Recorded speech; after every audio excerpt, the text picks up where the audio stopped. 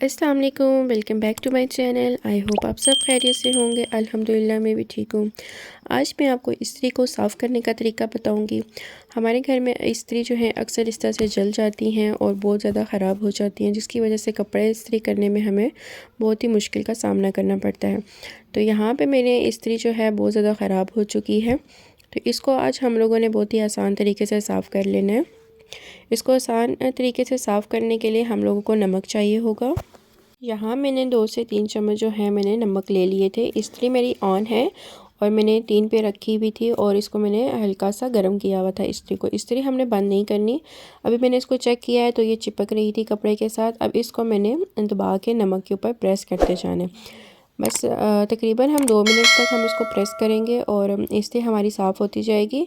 हमें जो है छुरी का इस्तेमाल भी नहीं करना। हमें जो बर्तन धोने वाली तारें होती हैं हमें उसका भी इस्तेमाल नहीं करना। हमें बस नमक इकट्ठा करते जाना है और इस तरह से आपने इसको प्रेस करते रहना है। जितनी भी इस्त्री ख़राब हुई हुई हो, जली हुई हो आप लोगों की, आप लोगों ने नमक की मदद से अपनी इस्त्री साफ़ कर लेनी है।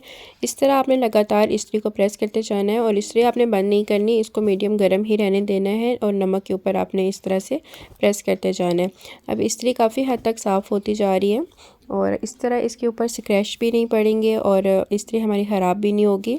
अब आप देखें बिल्कुल हमारी इस्त्री जो है साफ़ हो जाएगी इस तरह से। नमक आपने ज़ाया नहीं करना। जो नमक ये आप इसको इस्त्री के लिए इस्तेमाल करें, इसको आपने किसी उसमें सेव कर लेना है और आपने इसको दोबारा भी इस्तेमाल कर सकते हैं। तो अगर आपको मेरी वीडियो अच्छी भी लगती है तो लाइक शेयर एंड कमेंट ज़रूर किया करें। साथ में सब्सक्राइब कर दिया करें और बेल आइकन बटन को ज़रूर दबाया करें। यहाँ मेरे जो है मुझे 2 मिनट के करीब टाइम होने वाला है और मेरी इस्त्री बिल्कुल साफ़ होती जा रही है, आपको नज़र आ रहा होगा।